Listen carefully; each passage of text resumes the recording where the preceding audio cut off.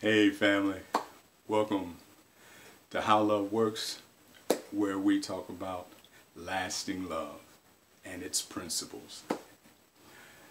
We're going to continue our theme that we've been talking about, and we've been talking about here lately about why is it that some black women's relationships end up as epic failures. Why is it that some black women's relationships end up as epic failures? I said from the outset that it was because of I call them 7 areas or 7 curses that you might even want to use to describe what these 7 areas do to an interpersonal relationship between a man and a woman. I said also that it was because the number 1 area was mindset. I said it was an issue of mindset, whether you have a fixed mindset or whether you have a growth mindset. Most people enter their relationships not even understanding or even knowing anything I just mentioned relative to a mindset. So they're already crippled before they even enter into a relationship. So that's number 1. Number 2, we talked about last time. We were talking about relational maturity or emotional maturity. And many people, sadly, that's an issue where you will find most people are emotionally mature. Unfortunately, most people are not aware of that, and they're not really aware of the fact that if they are emotionally insecure or immature, they need to deal with that issue before they even enter or even start a relationship, because that relationship is doomed to failure if you don't deal with that area, that second area or second curse, if you will. And now today what we're going to be dealing with is the area of energy. I said before I start talking to you about energy, I said from the outset when I first started this channel of How Love Works, and the emphasis is on the word works. If you're lazy in the area of relationship, this is probably not something you want to necessarily spend a whole lot of time on. Because if you think like an entitled individual, that just because you have the right intent, things are just going to happen for you. Well, that's not reality, and that's not how life is. So, I said from the outset that there was one major or a couple things that were my major contentions when it came to the reason why so many black women were not marrying and were alone. I thought I was very clear. I'm going to reiterate that again before we finish this topic, or start this topic, if you will.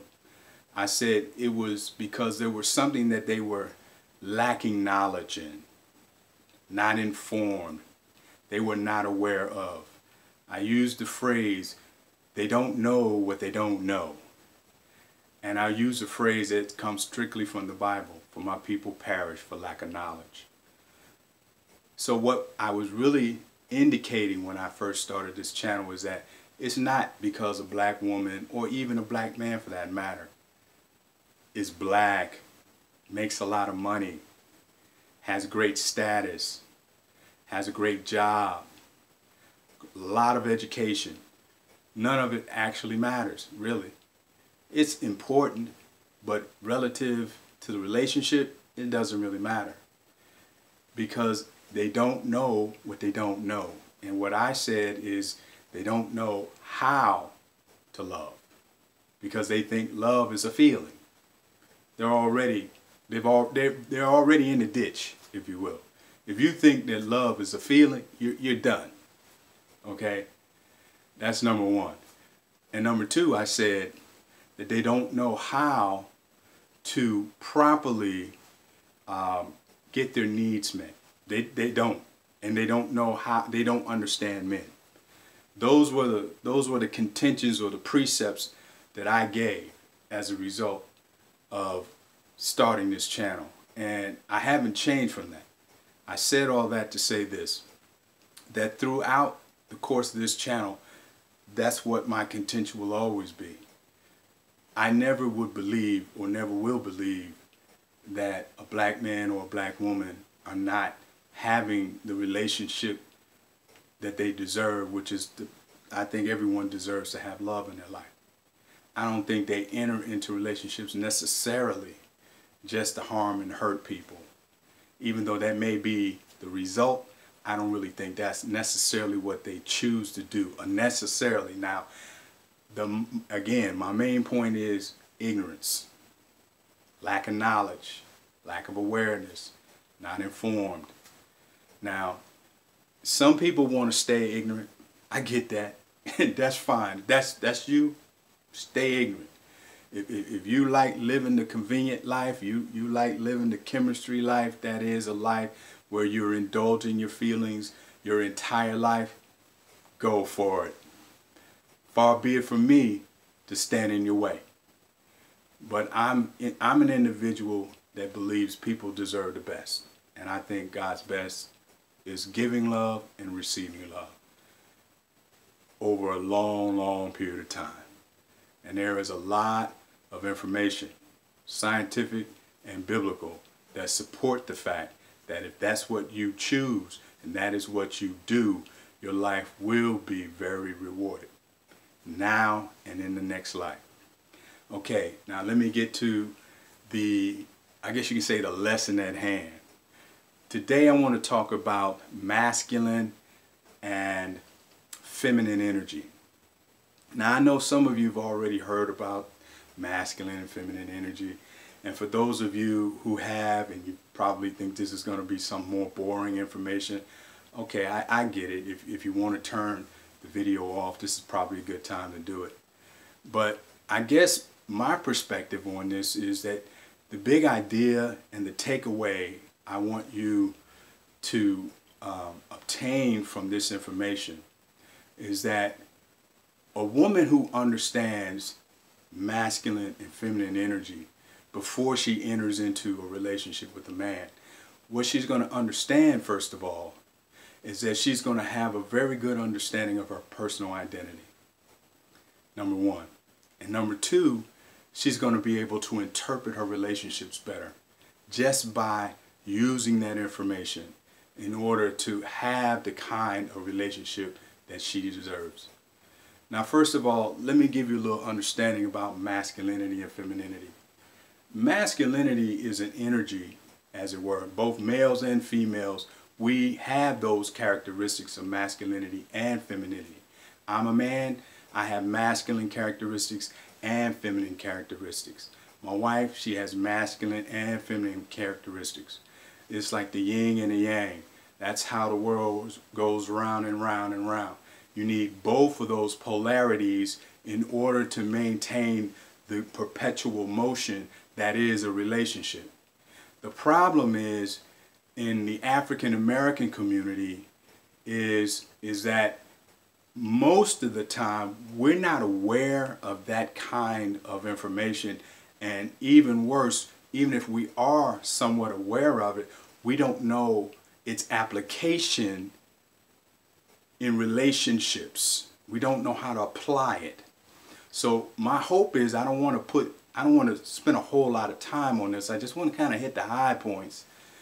If you understand masculine and feminine energies, one thing you will be able to do is you will be able, as I said, you'll be able to better manage your relationships, especially as you add those other two pieces of information I stated from the outset, which is mindset and emotional maturity. Once you add those two to this other component, you'll be able much better to manage your relationships.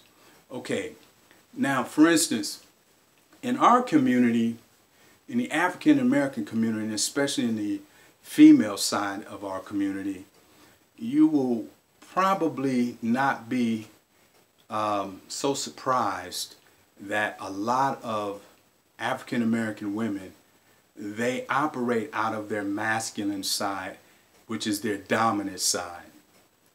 Now, let me be clear. It's not because they're men, obviously, right? What it is it's more of a cultural issue than anything. It's more cultural. And before you start throwing your rocks, let me give you my take on this thing. See, masculinity is in our society very well received. Women love it, men love it. Women celebrate masculinity from the standpoint of using it for their own upward mobility. They love it because every woman and every man on a job is masculine. Because that's what it requires to be a job. You must initiate. These are characteristics of masculinity. You must be powerful. You must penetrate, if you will. I hate to use that term, and I don't mean it in any other obnoxious way, but you must penetrate. You must be a provider. You must be a giver. You must cherish. You must protect. These are the intrinsic characteristics of masculinity. And the opposite is true of femininity, which is receptivity, being able to receive, gentle, to be peaceful, to be nurturing, to be kind, to be soft. These are some of the characteristics, if you will, of femininity. Now, here's the issue. I mentioned that many black women are masculine. That is their dominant characteristic. That is their dominant energy, if you will. Now, it's not because they're black. I believe, it is my view, that many black women operate in the masculine energy primarily is due to the fact that black women have noticed and have seen and have been brought up watching their mothers being the major caregiver in their lives. Many black women, not all, but many black women, as well as black young men, have seen their mothers give and give and give and give and give and protect and protect and protect and cherish and cherish and cherish and cherish. Those are all masculine characteristics. Those are masculine energy. That's the masculine energy. So consequently, a lot of black women, because of the culture, African American culture, if you will, that's what they're accustomed to seeing. And me being raised by a single mother, that's what I saw. My mother was giving and giving and giving. She always gave. And so I saw that. She cherished my feelings. I saw that. I experienced that. My mother was always protecting us. Always. And the problem with that is it takes young men and they get this perception and they become receptive later and they become feminized. And so that's what you see in the African American community. You have a lot of masculine driven, I guess you can say, or oriented women who are used to giving, and a lot of times it's because that's the situation they're in. That's what they brought up, that's the way they brought up, and that's what they saw. So that's what they believe they need to be. And they call that strong. See, but what it does is it causes a lot of conflict in interpersonal relationships. Because if you have a man who's like me now, a man in my 50s, middle-aged, I'm a masculine man. I'm the giver. I'm the provider. I'm the one that cherishes my wife's feelings. My wife is a woman that's feminine. She prefers to have her feelings cherished rather than be respected for her mind, even though I do respect her for her mind. But for me, as a natural giver and provider, the fact that she's very receptive to what I do for her, it encourages me to be more giving. And so when women get into relationships with a lot of different black men, and there are a lot of other areas that they need to pre-qualify these young men or some of the men they get into relationships with, that we can talk about later at another date. What they fail to realize is they don't know what is the man's dominant energy. Is he a masculine man? If he's a masculine man and he's dealing with a masculine oriented or dominated black woman who operates in her masculine energy, then what you're going to have is two masculine. What that does is you get a masculine man and a masculine woman. What that does is neutralizes intimacy. That's what happens. If you have if you have a feminine mind, if you have a feminine woman and a feminine man, they neutralize one another because the polarity is not there. You need both, masculine and feminine. And then what they do is they take that power of those two characteristics or those energies, and it just constantly creates this perpetual motion for the relationship. But if you have the same energies together, the problem is the relationships nullify one another. No intimacy is ever derived. And many men, unfortunately, when they get into relationships with women who are not even aware of the fact that they're in their dominant mode, they turn men off. I can't be a man if I'm dealing with a man. There's no need to have two men in the relationship. Some of the examples that a lot of women get themselves in and not even knowing it, here's some of the things that nullify the relationships when you get into the masculine mindset or the masculine energy. Let's say a man takes a woman out and he buys her a great dinner and takes her to a play or a movie or whatever the case may be. And then the next time,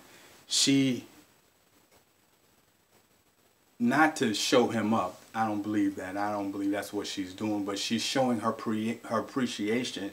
So she does something just as grand, just as fabulous as he did. But now if he's a masculine man, that's not going to do it for him. That's going to nullify his desire to do anything else because he's going to interpret that the wrong way. See? He's going to interpret the fact that you went so far out of your way to do something grand for him. He's going to interpret that as that you didn't appreciate what he did, and so you can do better. See, we live in a society now that what femininity or I don't want to say femininity, what feminism has done is they did a great thing. They made it possible for women to not really need men, at least financially. They don't need us. They just don't. My wife can take care of this house financially all by herself. She don't really need me for that. Okay? And a lot of women don't need men financially. That's what the feminist movement has done. They don't need us for that. Okay? I can say the same for men. Men don't need women to maintain their home, to get a home, to take care of any of the domestic areas of a home. A man can take care of those things himself. A man nor a woman, actually, they don't even need to be married to go and have sex. A man can get sex relatively easy now. A woman can as well, if she chose. Okay? So, some of the things that feminism was able to provide was good, but one of the things that feminism was not able to do, feminism brought independence to women. Amen for that. But feminism did not provide love. It promised a lot of things. You can have it all. You got everything but love and a family and a man. You got somebody to sleep with if you want to, but you don't have someone to love you for life. That's the problem. And so the reality that I'm trying to bring to bear is I'm trying to give you some information that will help you in the next relationship that you may or may not get yourself into, you have a better perspective. Because if you understand the identity, now you know that you are masculine. Now you know that giving is a masculine quality. And if you start giving, and what men sometimes feel with giving is you start mothering us too much. Or we call it smothering. But you're giving and you're giving and you're giving your body. You don't even know us. You just met us and you gave away your body. Come on. I'm telling you, these are the reasons why your relationships are going into the ditch. These are masculine qualities, and they're neutralizing intimacy. The man cannot see into me, please, as T.D. Jakes likes to say concerning the word intimacy. You can never get to that point because you keep neutralizing it. You know, I think, I do, I feel. Everybody neutralizes each other because you don't have that polarity. So at the end of the day, when women get into relationships and they start giving and giving their help, giving their money, giving their body, giving their time, giving their expertise, just give. I'm telling you, you're all in the masculine. You're all living in the masculine. You got masculinity just flowing all out of you. We just can't, we can't relate with that. Most men don't even understand why, as beautiful as many black women are, and as smart as many black women are, and as educated as many black women are, and as wise as many black women are, they just get into this give thing and it's a wrap. And the brother's turned off. And that's what it is. That's one of the areas that really sends men down another road. Don't want to do anything other than perhaps maybe have a physical relationship with you, and that's about it. I'm sorry, but you need to understand that. So if you understand that you are masculine, and there's some things you can do. You can go online and take a test, find out are your dominant, or is your dominant characteristic, is it masculine or feminine?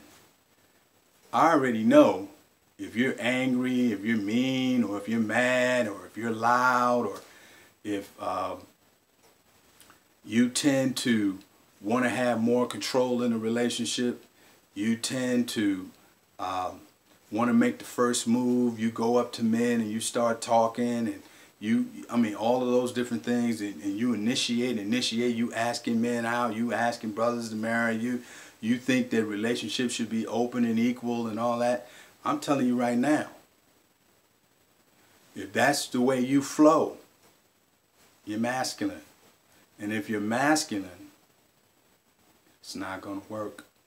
It's just not going to work. I'm talking if you're dealing with a masculine man. Now, if you're dealing with a feminine man, he'll take your offer. But understand, he's a feminized man. He's a receiver. So he expects for you to keep calling all the shots. He expects for you to make all the decisions. He expects to you to give, and to give. Now, if you want to do that and you're comfortable with that, good. Go for it. I have no problem. But you need to find a feminine man. There are a lot of masculine men out there. And if you want to keep that, if you want to maintain that mindset or that energy level in a relationship, you're going to keep getting what you've been getting. But now you know. That's the difference. Now you know. You need to go online. You need to find out where you are. You need to find out, do you operate primarily in the masculine energy rather than the feminine energy? I would say this, and I'm not going to spend no time on it other than the fact, masculine men, we love feminine women. We love them. Because the greatest sex organ that a man has is his eyes. And a feminine woman is an